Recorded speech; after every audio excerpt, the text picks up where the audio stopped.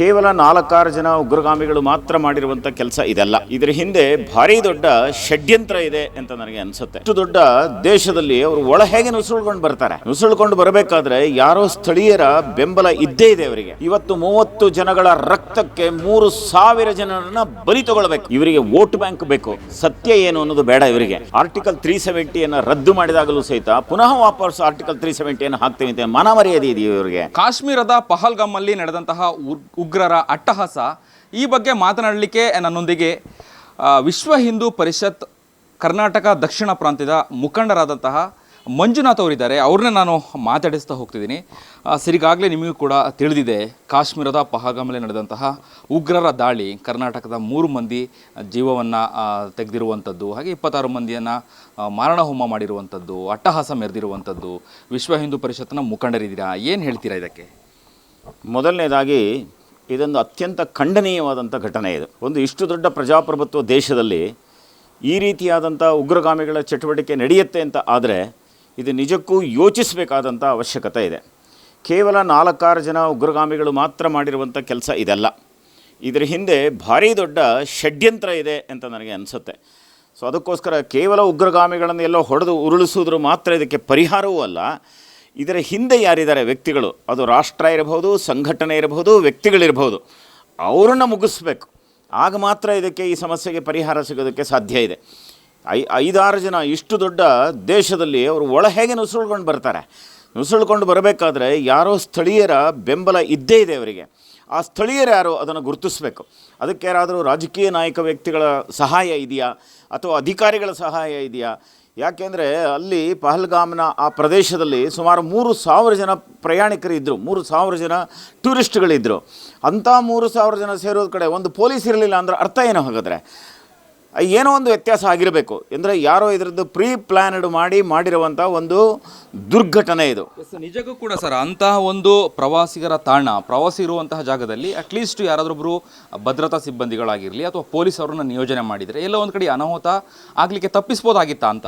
100%, 100% ಸತ್ಯ ಅದು. ನಾನು ಅದನ್ನೇ ಹೇಳ್ತಾ ಇದ್ದೀನಿ. ಪ್ರಾಯಶಃ ಆ ಸರ್ಕಾರ ಇವತ್ತೇನು ಓಮರ್ ಅಬ್ದುಲ್ಲಾ ಇದ್ದಾನೆ, ಓಮರ್ ಅಬ್ದುಲ್ಲಾನ ಸರ್ಕಾರ ಪ್ರಜಾಪ್ರಭುತ್ವದ ವ್ಯವಸ್ಥೆಯಲ್ಲಿ ಚುನಾಯಿತನಾದಂಥ ಸರ್ಕಾರ.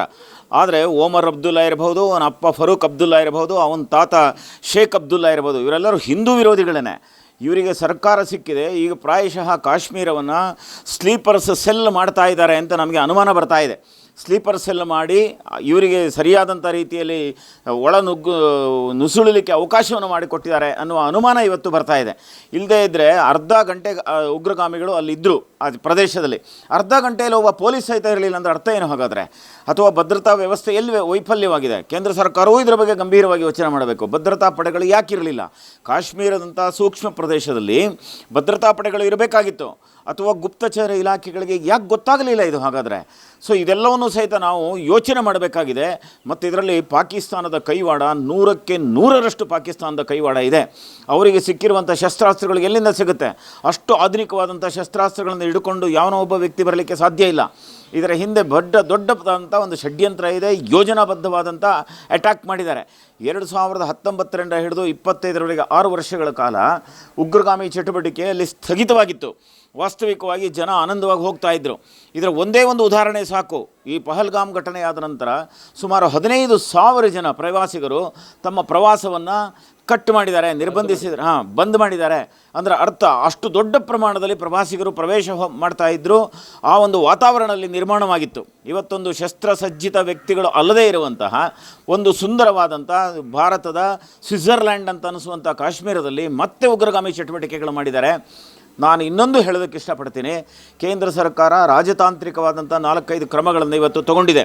ಉದಾಹರಣೆಗೆ ಸಿಂಧೂ ನದಿಯ ನೀರನ್ನು ಅಲ್ಲಿಗೆ ಬಿಡೋದಿಲ್ಲ ಅಥವಾ ಆಗಿರೋದಂಥ ಒಪ್ಪಂದಗಳನ್ನು ರದ್ದು ಮಾಡ್ತೀವಿ ಅಂತ ಹೇಳಿದ್ದಾರೆ. ಹಾಗೆಯೇ ಭಾರತದಲ್ಲಿರುವಂಥ ಪಾಕಿಸ್ತಾನಿಗಳ ಗಡುವು ಕೊಟ್ಟು ಸಮಯ ಕೊಟ್ಟು ಅವರನ್ನೆಲ್ಲ ವಾಪಸ್ ಹೋಗಿ ಅಂತ ಹೇಳಿದ್ದಾರೆ. ರಾಯಭಾರಿ ಕಚೇರಿಯಲ್ಲಿ ಕನಿಷ್ಠ ವ್ಯಕ್ತಿಗಳನ್ನು ಮಾತ್ರ ಉಳಿಸ್ಕೊಂಡು ಉಳಿದಿರೋರನ್ನು ವಾಪಸ್ ಕಳಿಸುವಂಥ ವ್ಯವಸ್ಥೆ ಮಾಡಿದ್ದಾರೆ. ಸೊ ಇದೆಲ್ಲವೂ ಅಂತಾರಾಷ್ಟ್ರೀಯ ಮಟ್ಟದಲ್ಲಿ ರಾಜತಾಂತ್ರಿಕವಾದಂಥ ಕ್ರಮಗಳು ಆಗಿದೆ. ಆದರೆ ಇದಿಷ್ಟೇ ಇದಕ್ಕೆ ಪರಿಹಾರ ಅಲ್ಲ. ಇವತ್ತು 30 ಜನಗಳ ರಕ್ತಕ್ಕೆ 3,000 ಜನರನ್ನು ಬಲಿ ತಗೊಳ್ಬೇಕು. ಹೇಗೆ ಇಸ್ರೇಲ್ನಲ್ಲಿ ಅವರು ಮಾಡಿರುವಂಥ ಒಂದು ಆಕ್ರಮಣದ ವಿರುದ್ಧವಾಗಿ ಪ್ಯಾಲೆಸ್ಟೈನಲ್ಲಿರುವಂಥ ಸಾವಿರಾರು ಜನಗಳನ್ನು ಬಲಿ ಹೇಗೆ ತಗೊಂಡ್ರು, ಒಂದ್ಸರಿ ಆ ಥರ ತಗೊಂಡು ಬುದ್ಧಿ ಕಲಿಸಿದಾಗ ಮಾತ್ರ ಈ ಪಾಕಿಸ್ತಾನಕ್ಕೆ ಬುದ್ಧಿ ಬರುತ್ತೆ. ಇಲ್ಲದೆ ಇದ್ದರೆ ಇದೇ ಥರವಾದಂಥ ನಿರಂತರವಾದಂಥ ಹಲ್ಲೆ, ನಿರಂತರವಾದಂಥ ಉಗ್ರಗಾಮಿಗಳ ಕಾಟ ಇದು ನಮಗೆಂದೂ ತಪ್ಪೋದಿಲ್ಲ. ಅದು ಇನ್ನು ಸರ್, ಇದಕ್ಕೆ ರಾಜಕೀಯ ಬಣ್ಣ ಕಟ್ಟೋದು ಬೇಡ, ಭಯೋತ್ಪಾದಕರ ಮಟ್ಟ ಹಾಕಬೇಕು. ಇಡೀ ದೇಶದ ಜನರ ಕೂಗು ಏನು ಅಂತ ಹೇಳಿದರೆ ಪ್ರತೀಕಾರ, ಉಗ್ರರನ್ನ ಮಟ್ಟ ಹಾಕಬೇಕು, ಸದೆ ಬಡಿಬೇಕನ್ನುವಂಥದ್ದೇ ಎಲ್ಲರ ಕಿಚ್ಚು ಅಂತ ಹೇಳಿ. ಖಂಡಿತ. ಆದರೆ ಕೆಲವು ರಾಜಕಾರಣಿಗಳು ಬಹಳ ಕೆಟ್ಟದಾಗಿ ಇವತ್ತು ಹೇಳಿಕೆ ಕೊಟ್ಟಿದ್ದಾರೆ. ಇವತ್ತು ಪ್ರಿಯಾಂಕಾ ಖರ್ಗೆ ಬೆಳಗ್ಗೆ ಹೇಳಿಕೆ ನೋಡಿದೆ ನಾನು, ಅಲ್ಲಿ ಹಿಂದೂ ಮುಸ್ಲಿಂ ಅಂತ ನೋಡಲೇ ಇಲ್ಲ, ಬಂದಿರೋರು ಎಲ್ಲರನ್ನು ಹೊಡೆದು ಹಾಕಿದ್ದಾರೆ ಅಂತ. ಎಷ್ಟು ತಪ್ಪು ಮಾಹಿತಿಯನ್ನು ಈ ರಾಜಕಾರಣಿಗಳು ಕೊಡ್ತಾ ಇದ್ದಾರೆ. ಅವನು ಚಡ್ಡಿ ಬಿಚ್ಚಿ ನೋಡಿದಾನೆ ಅವನು.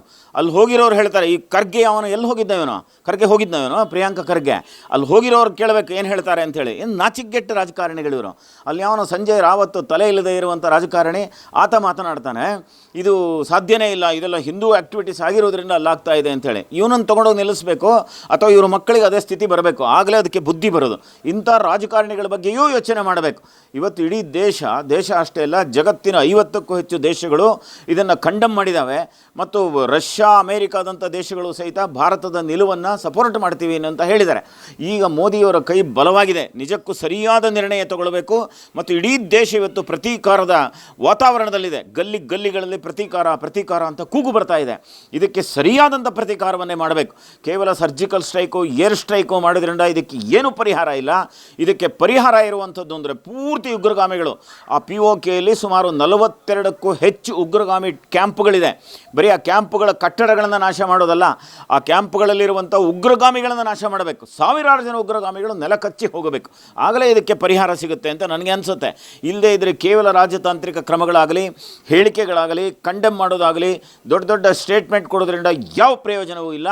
ಸರಿಯಾದಂಥ ರೀತಿಯಾದಂಥ ಆ್ಯಕ್ಷನನ್ನು ಈ ಕೇಂದ್ರ ಸರ್ಕಾರ, ಇಡೀ ದೇಶ ಇವತ್ತು ತಗೊಳ್ಬೇಕು. ಎಸ್ ಸರ್, ಇನ್ನು ಈಗಾಗಲೇ ದೇಶದಂತ ಆಗಲಿ ಕೂಡ ನಾನು ಹೇಳಿದೆ ರಾಜಕೀಯ ಬಣ್ಣ ಕಟ್ಟೋದು ಬೇಡ ಅಂತೇಳಿ. ಹಾಗಾದರೆ ಕಣ್ಣೆದುರುಗಡೆನೆ ಅವರು ಮಹಿಳೆಯರು ಹೇಳ್ತಾರೆ, ಅಂದರೆ ತನ್ನ ಗಂಡನ ಕಳ್ಕೊಂಡಂಥವ್ರು ತೋಡ್ಕೊಡ್ತಾರೆ, ಅಂದರೆ ಬಿಟ್ಬಿಡು, ಇಲ್ಲ ನನ್ನನ್ನು ಕೂಡ ಗುಂಡು ಹೊಡೆದು ಸಾಯಿಸಿಬಿಡು ಅನ್ನೋಂಥದ್ದು. ಹಾಗಾದ್ರೆ ಅದೆಲ್ಲ ಸುಳ್ಳ? ಹಾಗಾದರೆ ಹಿಂದೂ ಅಂತ ಕೇಳಿ ಅವರನ್ನು ಏನು ಸಾಯಿಸಿರುವಂಥದ್ದು ಸುಳ್ಳ? ಹಾಗಾದರೆ ಅವರು ಪ್ರತ್ಯಕ್ಷದರ್ಶಿ ಅವರೇ ಹೇಳ್ತಿದ್ದಾರೆ, ಅಂದರೆ ನನ್ನ ಕಣ್ಣೆದುರುಗಡೆನೆ ನೀನು ಹಿಂದೂನ ಅಂತೇಳಿ ಕೇಳಿ ಗುಂಡಿಕ್ಕಿ ಕೊಂದರು ಭಯೋತ್ಪಾದಕರು ಅನ್ನುವಂಥದ್ದು.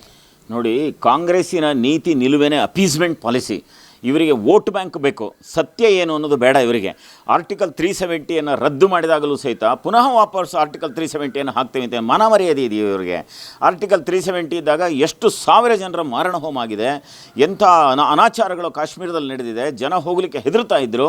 ಅದನ್ನು ತೆಗೆದ ನಂತರ ಅಲ್ಲಿಯ ಜನಗಳಿಗೆ ಲಾಭ ಆಗಿರುವಂಥದ್ದು. ಇಲ್ಲಿ ವ್ಯವಹಾರ ಮಾಡುವಂಥವ್ರು ಮುಸಲ್ಮಾನರನ್ನೇ, ಹಿಂದೂಗಳಲ್ಲ, ಮುಸಲ್ಮಾನರೇ. ಅಲ್ಲಿರುವಂಥ ನೀವು ದಾಲ್ ಸರೋವರಕ್ಕೆ ಹೋಗಿ, ನನ್ನ ಸ್ನೇಹಿತ ಅಲ್ಲಿ ಹೇಳ್ತಾ ಇದ್ದ, ಆರ್ಟಿಕಲ್ 370 ತೆಗೆದ್ರಿಂದ ಲಾಭ ಯಾರಿಗೆ ಅಂದರೆ ಅವರಿಗೆ ಅಂತ.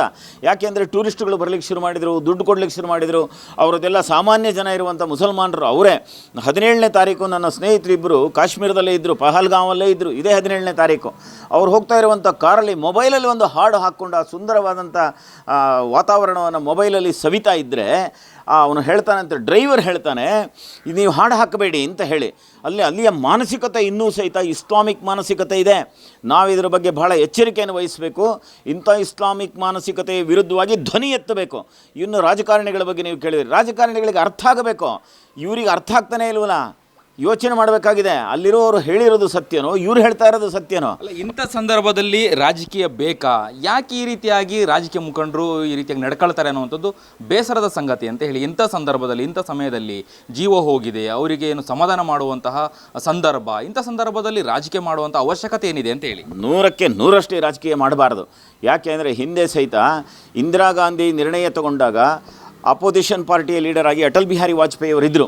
ಅಟಲ್ ಬಿಹಾರಿ ವಾಜಪೇಯಿ ಅವರು ಆಗಿನ ದಿವಸದಲ್ಲಿ ಇಂದಿರಾ ಗಾಂಧಿಯನ್ನು ದುರ್ಗೆಗೆ ಹೋಲಿಸಿದ್ರು ಅವರು.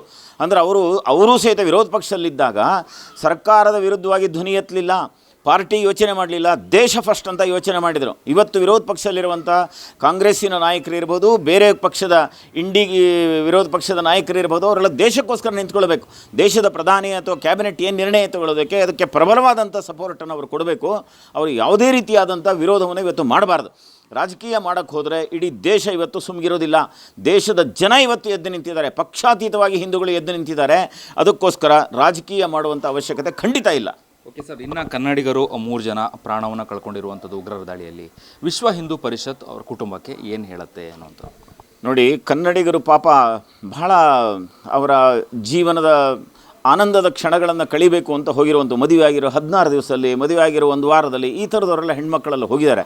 ಗಂಡನ ಜೊತೆಗೆ ಹನಿಮೂನಿಗೆ ಹೋಗಿರುವಂತಿರ್ಬೋದು. ಆಗ ಮಗ ಅವನು ಬಹಳ ಸ್ಪರ್ಧೆ ಇದರಲ್ಲಿ 10ನೇ ತರಗತಿಯಲ್ಲಿ ಒಳ್ಳೆ ಮಾರ್ಕ್ಸ್ ತೊಗೊಂಡು ಅವನಿಗೆ ಖುಷಿ ಪಡಿಸೋದಕ್ಕಿರಬಹುದು.